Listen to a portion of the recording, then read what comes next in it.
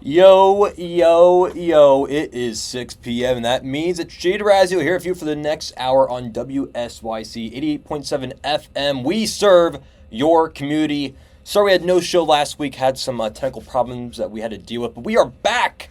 We are back and we have a lot to talk about because those Eagles continue to keep flying with a scary victory, a scary 28-23 victory against the Jacksonville Jaguars. And we're going to get to a lot in this game.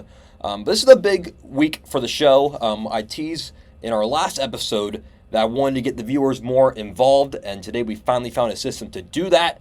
So we are officially introducing the official voicemail hotline. So if you want to call in, leave a remark on anything that we're talking about. We officially have a number where you can do that at. All I ask is that you don't curse. Let's keep it PG, and let's keep things brief and on topic. But if you want to call in, let's hear from you. It's 717-356-9269. Again, 717-356-9269 if you want to get in. But let's talk about those Birds. So they get another win against the Jacksonville Jaguars, 28-23, in what I'm calling an interesting game, which is more of a broad term to use. But it was really just a tale of two halves. Overall, I felt like they really controlled the Jaguars, and they just kind of almost let them back into the game. It felt shades of what we saw at the end of 2024, or excuse me, the end of last season, where they just collapsed at the end of the year and just started playing down to their competition. It almost turned into that, and we're going to get into it. It almost turned into that, but they got the job done, and I want to start with all the positives. First of all, Saquon Barkley. I'm going to say his name again. Saquon Barkley was the perfect signing for this team. And yes, Saquon Barkley is a perfect signing for anywhere.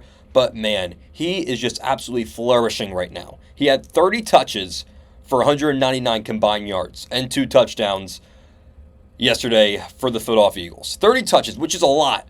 Please do not give Saquon that ball that much ever again unless it's a playoff game. I need that man to stay healthy. 30 touches is absurd. That's a lot of hits on his body.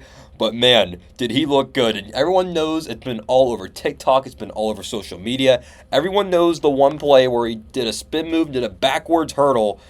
A backwards hurdle. I know everyone's seen the play. It was one of the most incredible things I've ever seen on a football field. He just continues to just absolutely ball out. He just continues to ball out. So we got to keep getting him touches, keep giving him the ball, but maybe we want to limit his touches just a little. 30 touches is a little much. Just a little bit. Just a little much. Jalen Hurts, the quarterback, he keeps doing his thing. I talked about earlier in the season how he has to limit the turnovers, that he has a turnover problem. Well, ever since, Jalen Hurts has been on fire. This is 4 straight games now without a turnover. He's doing his thing, and he's starting to use his legs more and more. He's starting to get more comfortable. I think a big part of the Jalen Hurts slow start was he's getting used to another system. This was his 3rd straight year with a new offensive coordinator. I don't care who you are. I don't care if you're Tom Brady, Patrick Mahomes. 3 straight years with 3 new offensive systems that you're trying to learn and execute at an NFL level is not easy. It's just not easy.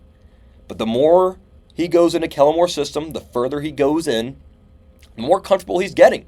And now I think we're starting to see Jalen Hurts run the football more, use his legs more, especially on big plays on 3rd down. There were a couple moments where Jalen Hurts just improvised and scrambled for first downs in big key 3rd down moments. And that's good. That makes that offense that much more dangerous when Jalen Hurts, is running the ball with confidence and with authority. It's a beautiful thing. It really is. So he needs to keep doing his thing, keep not turn the ball over, and his deep ball. His deep ball accuracy is just a thing of beauty. It really is. He can throw the deep ball with the best of it. I think it's always been one of his best traits as a passer, his ability to throw the deep ball. But last Sunday we saw, that catch that Devontae Smith made, my goodness. My goodness. Initially it looked like he was throwing the ball towards the back of the end zone, throwing it away. But that thing was just perfectly placed in the back right corner, right before the pylon, and Devontae Smith did Devontae Smith things. Smitty somehow brought that one in. He just somehow brought that one in. So like what we saw there, this defense, they're legit, okay? This defense, what Vic Fangio has done, he's basically just undid everything Matt Patricia tried to do last year, and it's working.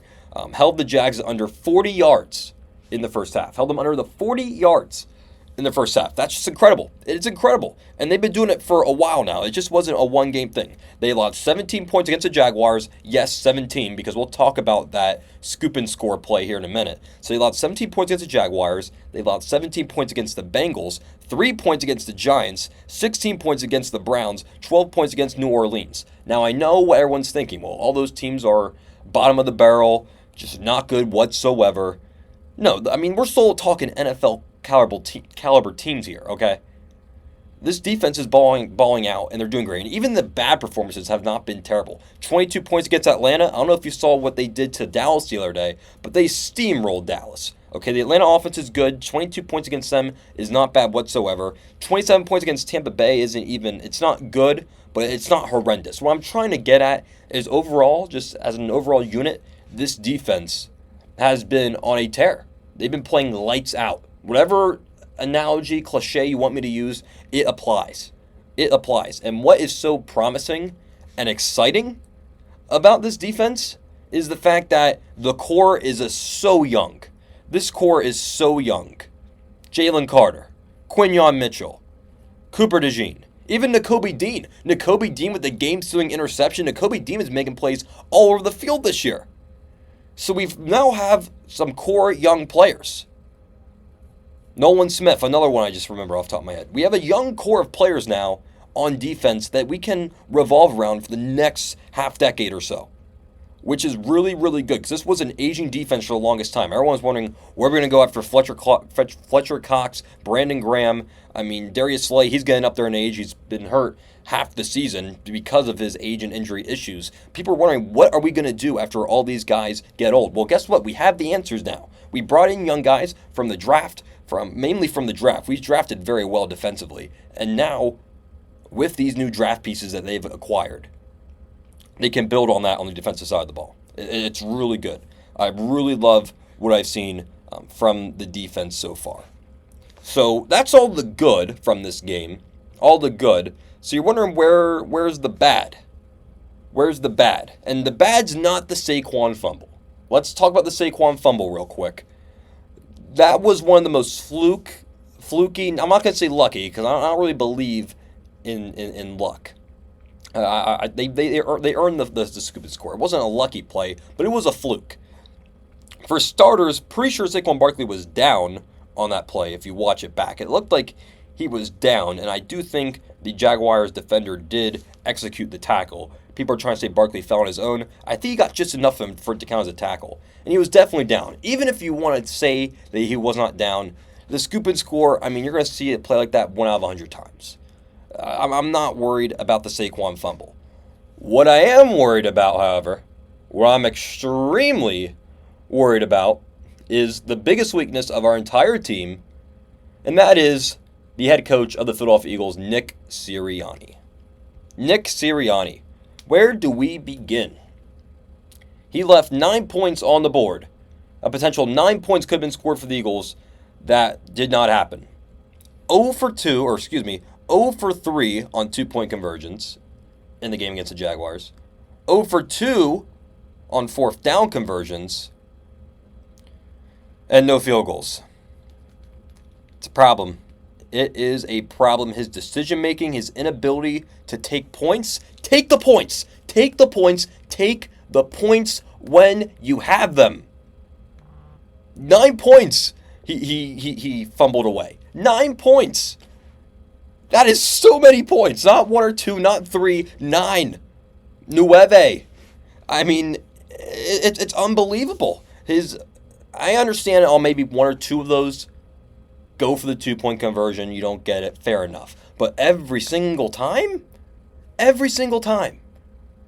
It's brutal. I mean, this game should have never been close. What was the final score? 28-23. If you just kick one of those field goals instead of going for it on 4th down, and you just convert maybe 2 of the PATs, that's additional 5 points. That then makes this a 2-possession ball game, and the win looks a heck of a lot better than it does now with 28-23. And then talk about taking the points. The one time he decides to trot out Jake Elliott, an ice Jake Elliott, by the way, Jake Elliott, who has not kicked the ball all game because you keep going for it on 4th down. The one time you trot Jake Elliott onto the field, who has not been good from 50-plus yards this season, by the way, And I'm not knocking Jake Elliott. I still think he's an absolute stud. But compared to how he's been a bit more shaky this year. And I think it's because he's not getting enough consistent reps during games. But the one time you send him out here is on a borderline 60-yard field goal when you're up 5 points midway in the fourth quarter. That's when you go for it? That's not when you pin him deep? That's when you want to kick the field goal? It just doesn't make sense. You miss that field goal, which he did, and then the Jaguars get good field position, and they were driving down the field. If it wasn't for the Nakobe Dean pick, they were already inside the red zone. I was fully expecting it to be a loss. I was convinced. I was like, yep, this is the Falcons game all over again. Defense going to give up a last-minute touchdown drive, and we're going to lose this game. Luckily, that didn't happen. That did not happen. But the decision making is just terrible. It's just terrible. There's so many different places I can go with this, and we're gonna get to. I got some people calling in here. We're gonna get to you guys in a second. But I heard a take that because Nick Sirianni doesn't have full, and I heard this on 94 WIP radio, Philly Sports Talk Radio. So I'm pulling from this. But I heard a take on the radio this morning. I was listening that Nick Sirianni tries to do so much more because he's called to do less. He doesn't call the offense now. He doesn't call the defense. And people are thinking because he has so little control now, when he does get a big say, he's trying to make the most of his moments. And that, honestly, there might be some truth to that. There honestly might be some truth to that. Either way, he has to be better. Sometimes you just have to be basic. Sometimes you just have to punt the football. Sometimes you just have to kick field goals. It's the NFL. This isn't Madden where you can go for it on fourth and forever every single time and kick onside kicks every single time you get the ball. This is the real life NFL. Sometimes you just have to be basic to win. But if Nick Sirianni continues to micromanage games like he did yesterday, the Eagles will not win a Super Bowl with Nick Sirianni. They won't. They won't do it. He will get outclassed and outcoached in every single metric in the playoffs. Imagine Nick Sirianni going against like a Sean McVay or an Andy Reid. Take pretty much all the top-level coaches in the NFL and put him against Nick Sirianni. He's going to get absolutely smoked. He's going to get absolutely smoked. I mean, look at the Jaguars. The Jaguars were almost able to execute because of Nick Sirianni. Imagine when we get good playoff teams coming in, Nick Sirianni's doing this baloney. It's going to be a disaster. The Eagles win in spite of Nick Sirianni. They don't win with him. They win in spite of him. When you look at our team from top to bottom, they really do have a really good roster. They really do. I love the offense. I love the defense for the most part. We have a really good roster. Our biggest weakness is coaching, and specifically head coaching. It's remarkable. It's remarkable. He's going to get outcoached, outclassed. He needs to be fired. I know we won. He needs to be fired. We just need a coach that just knows when to kick, knows when to punt, knows when to kick field goals. It's a disaster. It's a disaster. I'm going to hear from you guys. We got a caller coming in calling about Nick Sirianni. We're going to throw it over. Our first call. If you want to get in here, this is a big moment here. This is the first call. If you want to get in, the number is 717-356-9269. Here's our first caller today calling on Nick Sirianni. Sirianni has been just awful this year. He won't take a point. When he used it last night was almost the same exact thing that happened during the Falcons game. He can't call plays correctly. He never knows what to do and when to do it. He can't do a pregame script. You plan weeks in advance. And, I don't know how you can't do that. You need to give play calling to Kellen Moore, and he needs to do all the play calling. Sirianni's headset needs to be connected to absolutely nothing. He needs to speak into the void. And if he wants to be fun for the players and the fans and stuff, yeah, that's fine. The players like him. He can stay. I just don't want him touching anything. He could be a figurehead for all I care. He can be a figurehead for all I care. I love it. Thanks for the call. So I see where you're getting at. I think Kellen Moore has most of the play calling abilities, but you're right. On the big plays, on the fourth down, on the big games, the games on the line, I think Sirianni's calling the shots, and he really shouldn't be. He really shouldn't be. And at that point, if we just want to cut his headset into the void, we should just fire him at that point, which I think you agree with me with on. We just need to fire him at this point. And again, they're not going to do it at this point. Obviously, I know I want him to be fired. We're going to have Nick Sirianni for the rest of this year, but I'm telling you right now, if Nick Sirianni keeps micromanaging games and he doesn't learn from his mistakes, which, in my opinion, he obviously hasn't, or else he would have probably learned from it by now, we're not going to win a Super Bowl with him. We're just not. He's going to get outclassed in the playoffs. It's just, I can see the writing on the wall. I can see the writing on the wall. The only really big negative outside Nick Sirianni was the A.J. Brown injury with the hamstring. I really hope he's okay. It's looking like he's going to be. Okay. But that's just something to keep an eye on. Hamstring injuries can get risky. But luckily, we have enough weapons around A.J. where we can make up for him. You saw Devontae Smith. He's a wide receiver 1 on pretty much most teams in the league. We're so lucky to have him as a wide receiver 2. I love me some Smitty. So he can carry the load, but we need A.J. Brown. We need A.J. Brown. As much as I love Smitty, you're kidding yourself if you think he's better than A.J. Brown. A.J. Brown is just a bona fide stud. We need him on the team, so hopefully he's okay. Let's look ahead for the Eagles.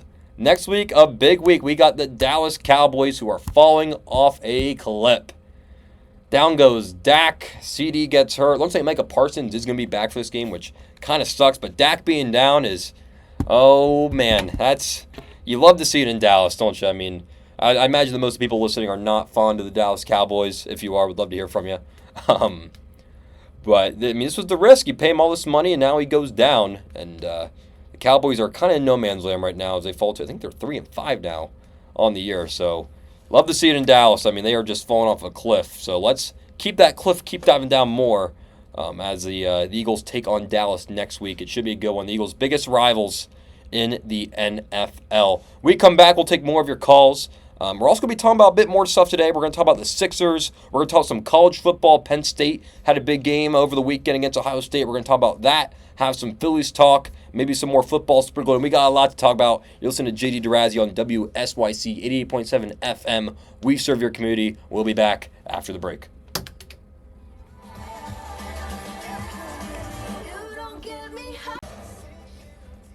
Welcome back to WSYC 88.7 FM. JD Dorazio here with you guys for the next 40 minutes or so. We're talking the Birds, talking the Sixers, talking the Phillies. Going to be talking about the Nittany Lions here a little bit later on in the show. Have a couple more things on the Eagles before we go elsewhere, because we just talked about the Dallas, but when we look at the division, there's really been a sneaky team in the division. That's been the Washington Commanders.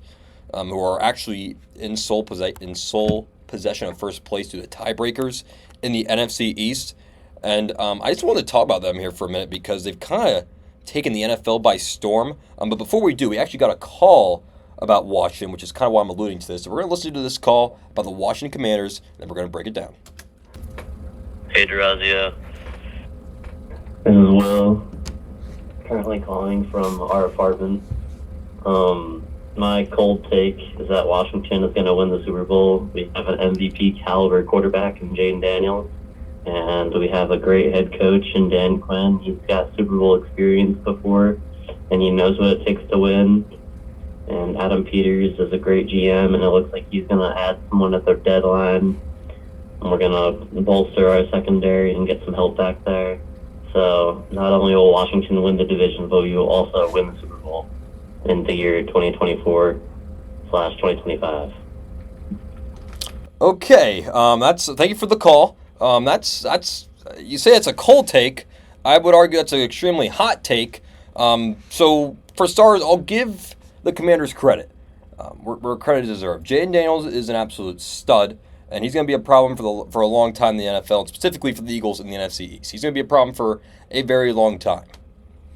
I can hear where you're coming from in terms of winning the division, but in terms of winning the Super Bowl, there's just no way the Commanders are going to win the division this year, in my opinion. I think they're just not there yet. I don't know. I need to see more from Jay before we can make a claim like that, saying he's going to make the Super Bowl. I think it's a little much. And I want to... I really am excited for when the Commanders play the Eagles, because the way it's shaping up right now, that's going to be an absolute showdown. We have the Dallas Cowboys next week. The following week, we have the Commanders. Then we play the Commanders again towards the end of the season. So that should be an absolute showdown. I'm not going to lie, I didn't see this coming from the Commanders. I don't want to put them in the Super Bowl conversation yet, but they're definitely a threat to win the division. I can definitely give you that. I'm still rocking with my Eagles. I think they're a better team. But it wouldn't shock me from what I've seen from the Commanders. They can keep this up and win the division. But again, Eagles get the big win against the Jaguars, have the Dallas Cowboys on tap. They'll see Washington a little bit later after that. But let's talk about the 76ers, because the 76ers, I haven't talked about them yet, and there's a good reason why I haven't really talked about the 76ers a whole lot. But their season has started, and it's been just absolute dog crap. The way they play basketball so far. They're currently 1-4. That's not really the main storyline for the 76ers. The main storyline has been what's going on with Joel Embiid, which we're going to get about. There's a lot of headlines going on with Joel Embiid. But before I talk about that, I'm having a really hard time getting into Sixers basketball right now, and it's not because of Joel Embiid and Paul George not playing. It really isn't. But the process now has been going on for just about over a decade now, I believe, if my math's right. But basically, we've been in this process era for a long time, where we're with Sam Hinkie, and we were just tanking for picks, getting players like Michael Carter-Williams, Jahlil Okafor, Joel Embiid, Markelle Fultz, Ben Simmons, etc., etc. By the way, it's shocking how many of those picks were bust, by the way. Absolutely shocking. But now we've been in this time now where the Sixers have been contenders, and if you're not watching on the YouTube, I'm air quoting the word contenders, because we basically have just been second-round frauds. I mean, year in and year out, the Sixers will either lose in the first round, or if they win the first round, they get absolutely outclassed in the second round. The only exception is the Kawhi Leonard buzzer beater shot when Jimmy Butler was here. That shot will still haunt my veins. I think that's the only time the same Sixers actually looked legit in the playoffs. Other than that, we have been playoff frauds. Year in, year out, over and over and over and over and over again.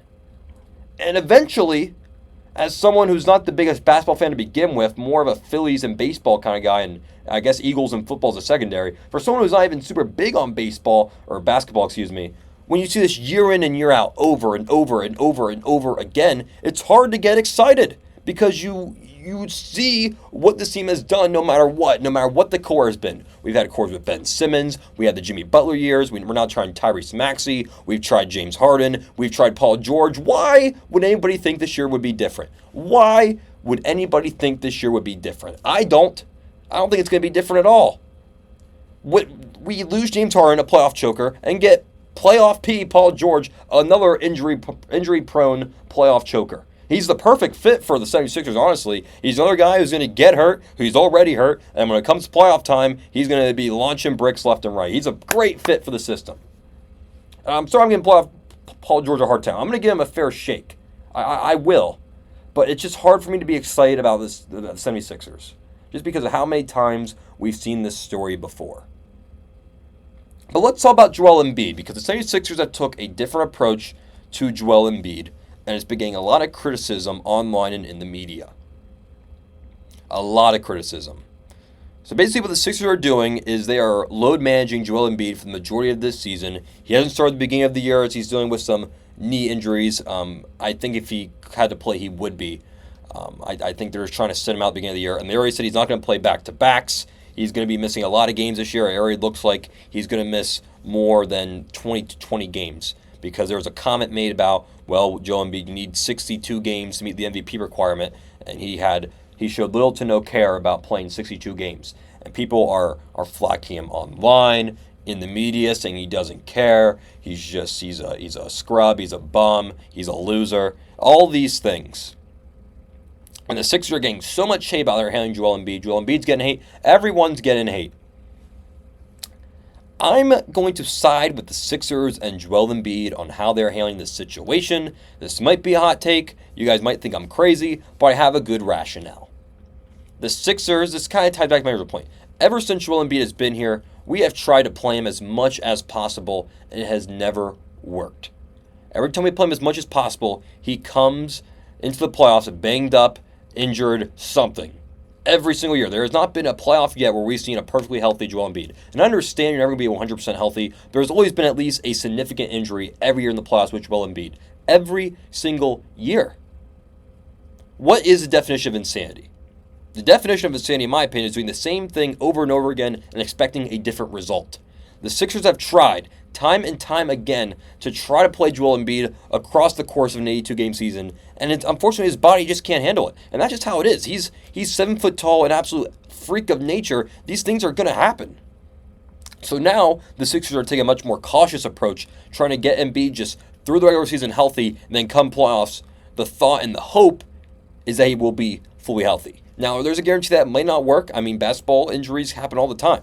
You could play 30 games and get injured. You could play 50 games and get injured. But you're much more likely to get hurt if you play 50 games as opposed to 30.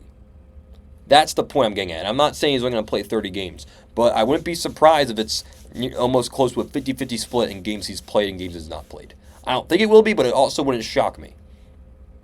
But Joel Embiid's getting all this slack, all this criticism, and it's really mind-boggling. It really is.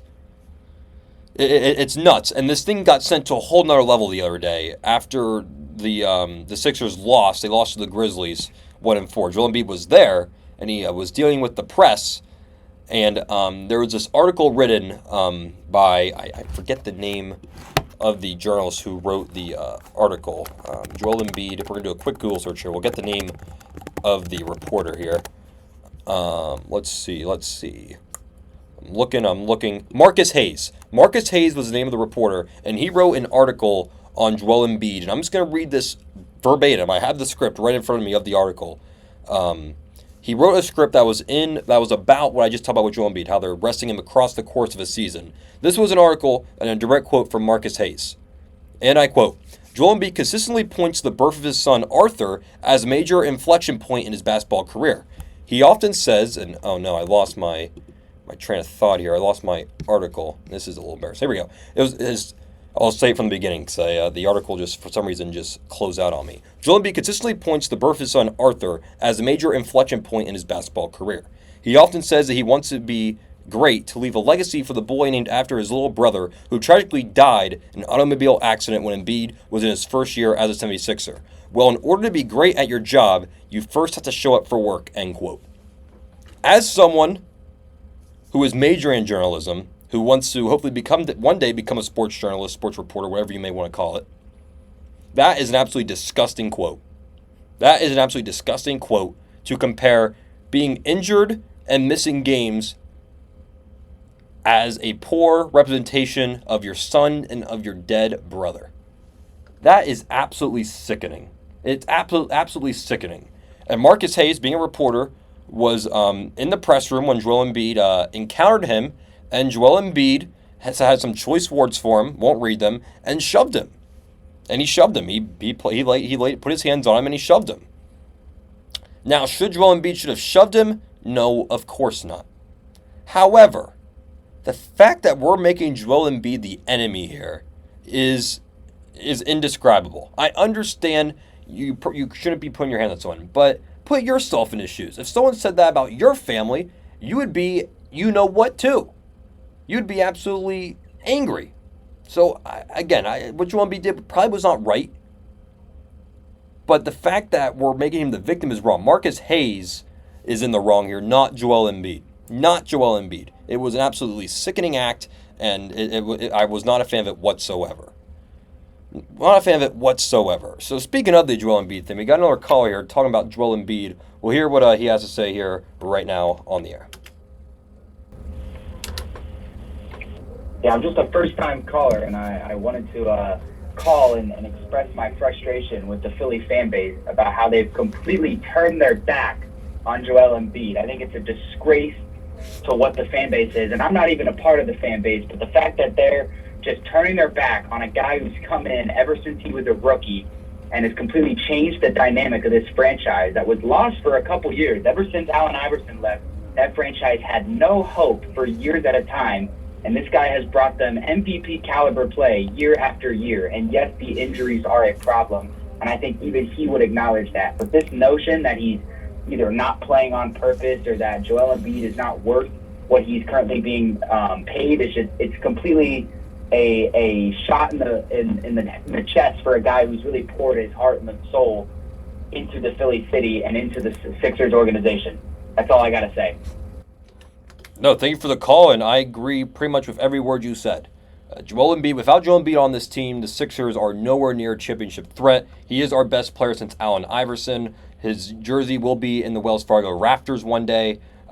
He is a blessing to the 76ers, and of course he's had his injury problems.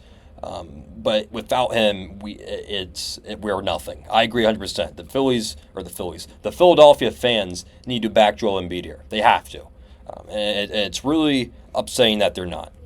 So some good news here after we're We're after all this bad news about the Sixers. The good news is that the reinforcements are coming. Paul George expected to play tonight to make his 76ers debut. Joel Embiid supposed to be back later this week. Again, that's all that can change. Right now, the Sixers are 1-4. They need to start getting some wins. We'll see if they can do it. So that's pretty much all I have for the Sixers. We'll keep an eye on them throughout the year. I'll talk about them a little bit. But again, the big games are coming later in the year. Once we get close to playoff time, we'll have more Sixers talk. We're going to take another break here on the show. When we come back, we're talking Penn State football. First time we're talking college football on the show this semester. Should be a good one. We'll be back after this short break. If you want to get in for a call, number 717-356-9269. 717-356-9269. This is JD Dorazio on WSYC 88.7. Welcome back to WSYC 88.7 FM, Shippensburg, PA. JD Dorazio here for you for another 20 minutes or so. Talk about the Eagles. They got a big win last Sunday. We talked a little bit about the Sixers and the current Joel Embiid saga. Now we're going to pivot a little bit. We're going to talk some college football, specifically the local team, as we typically do here. We're going to talk about the Penn State Nittany Lions.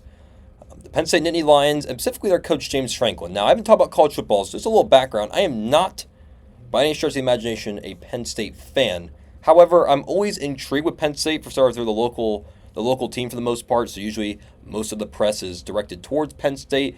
And I have a lot of family that's Penn State fans, so I'm not super knowledgeable, but I watched all their games, and I'm really intrigued with their head coach, James Franklin.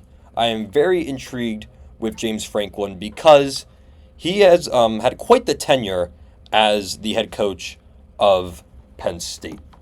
He has turned the program around for sure. They were in a dark period after the Paterno-Sandusky saga. He has lifted them out of that group, and they're now, once again, one of the most notable programs in college football. But James Franklin has an inability to win big games throughout his tenure at Ohio State, whether it's, or at Penn State, whether he's going against Ohio State, whether he's going against Michigan. Even when Michigan State had some really good teams, he typically struggled against them. And James Franklin had yet another chance last Saturday against Ohio State to right the wrong, and he just could not do it. Penn State loses to Ohio State again, 20-13, in a game that they were controlling at the start. They had a quick start, got a quick field goal, had a quick pick six. They were up 10-0 in the blink of an eye in the first quarter. Penn State would only score 3 more points after that. They scored 6 points offensively.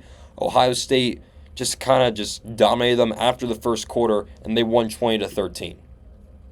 So with this loss to Ohio State, he is now 1-10 against the Buckeyes as the leader of the Nittany Lions, and he's 3-18 against top 10 teams, which is absolutely ridiculous. It is ridiculous for the Penn State standard. In America, you have to win the big ones. You have to. And he's a great time recruiter, and that's why he has this job. He's a great time recruiter. Time and time again, though, when they have these notable contests, he gets outcoached. They settle for field goals in the red zone. Questionable play calls. I'm a Michigan fan. As a Michigan fan, I remember when they were playing Michigan a few years back, they go for one of the worst fake field goals I've ever seen. It blows up in their face. He gets outcoached, outclassed in every metric in the games that matter. Now, all that being said, overall speaking, generally speaking, he's a great college football coach. Always says the right things, always wins the games he should win, almost a guaranteed lock to be a highly ranked team at the end of the year. He's almost a write-in for a New Year's Six Bowl, if that's even still a thing anymore. Now we have the 12-team playoff. But he's not a championship-level coach.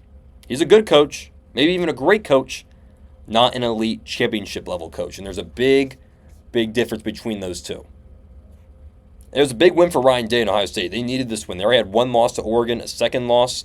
They would still have a chance to make the playoff. It'd be a lot harder, though. So this was a big win to potentially save their season. But in regards to Penn State, everything they want is still in front of them. With the 12-team playoff, they can still easily make it if they win out. But I view this almost as a curse, not a blessing. Because now with a 12-team playoff, Penn State can make the playoff while still losing one or two big games. They can make the playoff, lose in the first round, and overall keep everyone happy. Franklin needs to go. He needs to be fired. If you're a Penn State fan, you should want him gone. And I think some people are now wanting him gone, but there's still a lot of people out there that love what Franklin does. And again, I understand. He says the right things. He wins a lot of football games, but he doesn't win the big games. Year in, year out. It's not like he's 500. No, he's won 3-18 against top 10 teams, 1-10 against Ohio State, and that one win was a fluke win. He did not. A blocked field goal is not out coaching another team. That is just getting a little bit lucky, and Ohio State fumbling a little bit in a big moment. So Franklin, as far as I'm concerned, has not had a quality win against the Buckeyes, in my opinion. That's just me. I'd love to hear from you guys. We have a caller coming in about James Franklin right now here on WSYC 8.7 FM. If you want to get in, 717-356-9269. Let's hear what this guy has to say about Franklin. Yeah, this is Noah Madden calling in. I self-proclaim myself as the number one James Franklin hater in the world. I'd like to start with, it sets me greatly that the fan base of Penn State has been content with years of the same mediocrity over and over and over again. And I've been telling fans for years, nothing is going to change. He can't even beat Ryan Day at home with a better team. It's disgraceful. I'm sick of it. 5 years ago, I've been calling for Franklin's head, saying they can't win the big game, and I was called crazy by Penn State fans. And now they're all saying fire Franklin. It's about time they come to the truth.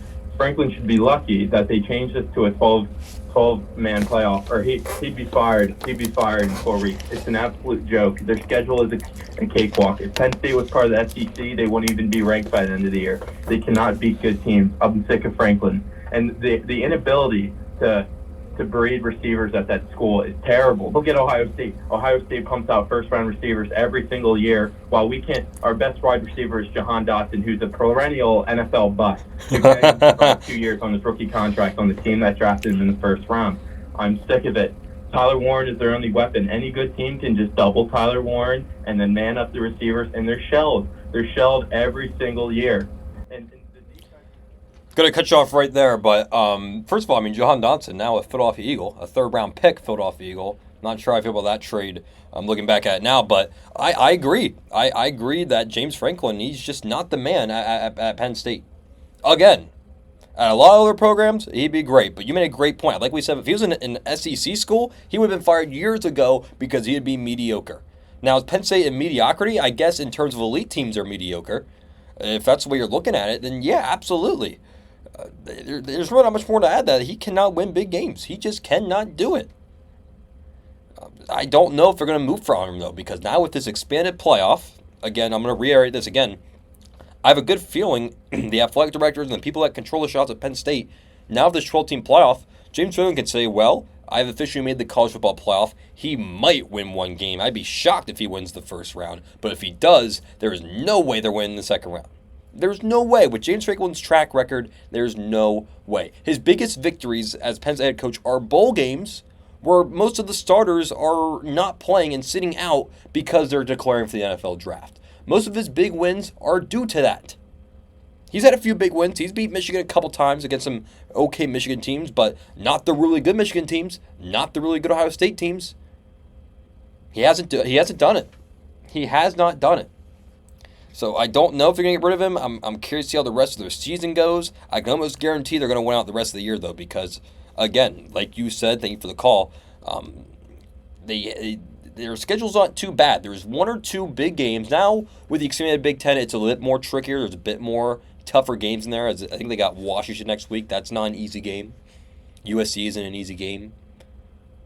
But there's only a few games every year that you really have to prep for. For the majority of Franklin's tenure, he's had to figure out how to beat Ohio State, how to beat Michigan. Every year, those are just the two games, and you prep all year long in preparation for two specific teams, and you weren't able to do it. Michigan, as a Michigan fan, Michigan had the same problem for years on end with beating Ohio State. It took Harbaugh a lot of time to figure out, but he finally did. James Franklin has not gotten to that point yet. And maybe he will. I know if he does figure it out, I'll be the first to right the wrong and give Franklin the props he deserves. I mean, he's all about giving credit. I want to give credit to Ohio State. I want to credit Michigan. They're a good team. We got to give them credit for being us. Well, I'll give you credit, James Franklin. I'll give you credit when you finally start winning some big games of your own. Again, not a Penn State fan. This is an outsider's perspective, but I don't know. I don't think James Franklin's a man at Penn State. Would love to hear what you guys have to say on that one. However, we're going to transition now, end the show with a little bit of talk on the Phillies. And we actually have some breaking news. That's the reason I want to pivot to this. I got some breaking news just came out about the Phillies. The free agency window has officially opened, and the Phillies haven't made a move yet, so don't get too excited. But per Bob Nightingale of USA Today, baseball MLB reporter, Phillies are seeking offers for Alec Boehm, Brandon Marsh, and Nick Castellanos. Owner John Milton is willing to go over the three-tier tax payoff if needed to improve the team. So Alec Boehm, Brandon Marsh, Nick Castellanos all officially on the trade block per Bob Nightingale. And that's big news. So we'll come to that in a minute. But in terms of the Phillies, the MLB season has come and gone. The Dodgers beat the Yankees. And what I'm trying to get here is, what can the Phillies learn from the Dodgers? The Dodgers just won the World Series. Right now, they're the crown jewel of baseball. What can the Phillies learn from the Dodgers who get a similar result? There's a big thing the Phillies can learn. That's that the Dodgers just simply opened up the checkbook and it paid off. They paid Ohtani a ton of money. They paid Yamamoto a lot of money, or Yama Meatball, as I like to call him, Yama Meatball, even though he's been pretty good this year.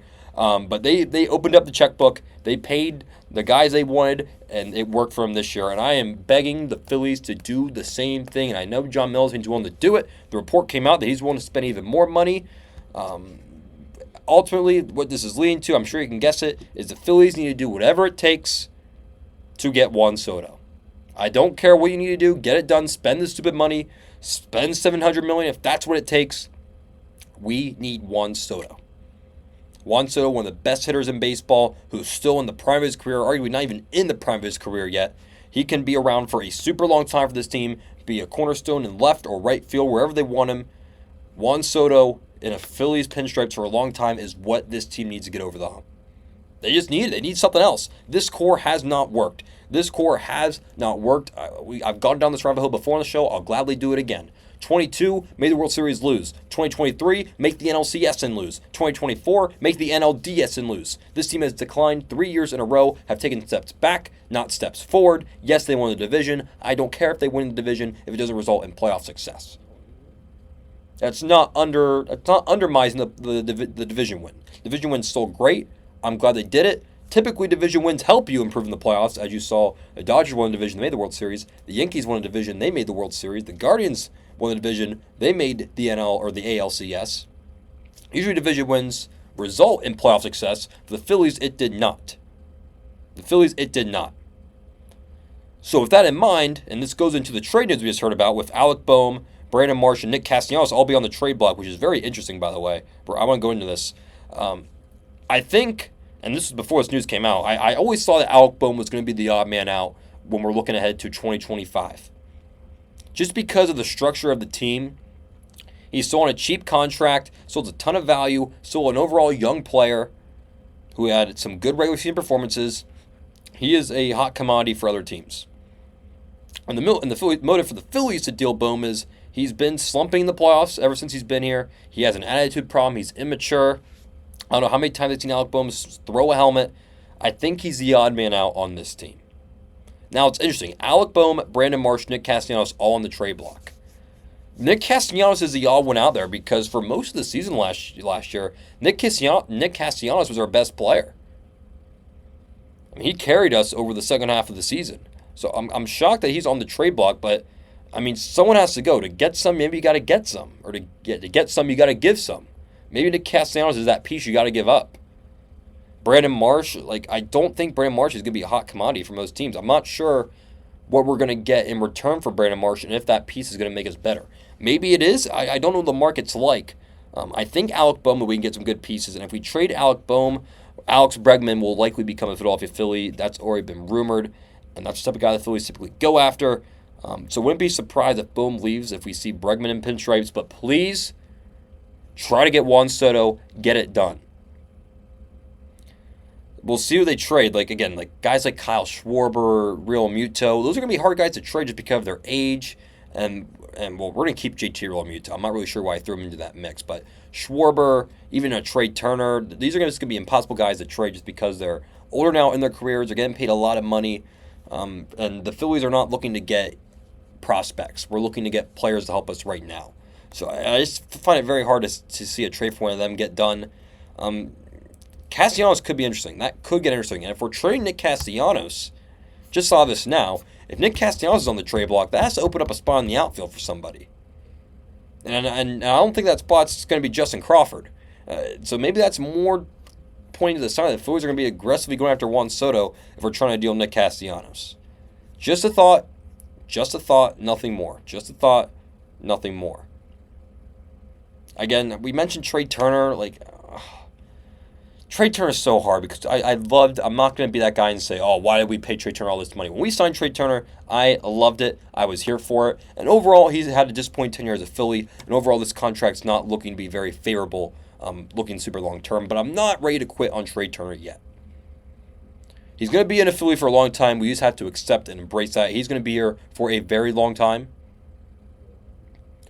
But we have to root for him and cheer him on. And I don't mean that in a literal sense. We already tried that. But we have to accept that Trey Turner's going to be here. And we just got to hope that he can improve and figure it out. And cut down the chasing and start being a cleaner shortstop. I do think eventually he's going to move to second or potentially the outfield. But Trey Turner is not getting moved. And also, speaking of second base, Bryson Stott. I want Bryson Stott to be for a Philly for a long time. I mean, Bryson Stott, Alec Boehm, two of the guys that kind of got called up in the same tenure. Two of the Phillies' younger pieces. I want Bryson Stott to be here for a long time because he has proven to be a contact hitter. He has proven to be a great defender. It's a crime he did not win the Gold Glove at second base this year. The Phillies had 4 nominations for Gold Gloves: Brandon Marsh, Bryson Stott, Zach Wheeler, and Bryce Harper, and none of them got a Gold Glove. And I really thought Bryson Stott was going to get one. He had an incredible year defensively at second base. All I'm trying to say is the Phillies have some decisions to make, and I really hope they make the right one. I really think the right one is going to be an Alec Boehm trade. I think that's the direction they're going to go in, and I really hope they get Juan Soto. That's all we have for the Phillies right now. We're kind of in that dead zone. We're just kind of waiting for the moves to be made. Free agency literally just started today, so we'll have to wait and see what happens there. So we're going to take one more call. And we'll end on this call. This is a call not really about anything we talked about, but it's still a pretty interesting topic. We're going to talk about a call talking about the NFL schedule. We'll finish on the NFL. We'll react to this call here. We'll see what this caller has to say. Hey, JD. My name is Zach, long-time listener, first-time caller. My hot take is we increase NFL schedules to 20 games a year, so 20 weeks of the year. 3 bye weeks in there, 20 games, 3 bye weeks. I think we go from August to February or March, give them more time off. I think it works out well. I know the players will complain because that's what they're best at, Alvin Kamara. But what do you think? What do I think? Liked how you name dropped Alvin Kamara there. That was great. What do I think? I mean, I appreciate the call, Zach. That might be one of the more... Oh, man, how do I say this nicely? That might be one of the worst ideas I've heard. I appreciate the call, but 20 games in the NFL season, that's a lot of games. And NFL's already an injury-ridden sport. We're going to have players down for a while. August to March. We include preseason training camp. We're talking July to March. That's it. The NFL probably wishes that could happen because that's more money and more marketing for them. But I don't see a world where the NFL expands to 20 games. I mean, I would love to watch 20 games of the NFL season. I don't think that's a realistic possibility. I liked your picture. The players are probably going to complain about because that's what they like to do. That was some pretty high tier stuff. I don't think that's ever going to happen. I know they want to expand even more. I think 18 is going to be the dead cutoff for a while, but I really think 17. We're going to have 17 for a while. If we're ever going to expand to 18, and I don't even think we'll get to 20, but if we get to 18, we have to seriously start considering adding a second bye week. Because we're at the point now we're playing so many games, injuries are happening more and more, it seems like. We got to add a second bye week. And I think we're actually, if we're talking about the scheduling, and I'll end with this before we head off the air. If we're talking about the schedule, I think the NFL is more heading in a direction where they're trying to space out more games across the week. I wouldn't be surprised if we live in a world where we get Thursday night football, obviously the Sunday games. It wouldn't shock me if we start to see more Saturday games, maybe even another Monday game, like a late night slot, Friday, Saturday. I think we might get more football games spread out across the week, but upgrade to 20 weeks, I don't know about that one. But again, appreciate the call. Appreciate everybody calling in. That's going to be the last call for today's show, but Please feel free to call in throughout the week at 717-356-9269, and we'll have more calls. We'll react to you guys all on the show next week. We'll have a whole new list of topics to talk about. A little bit of a tongue twister there, but appreciate everybody calling in. This was the first time we tried this. I think it went pretty well.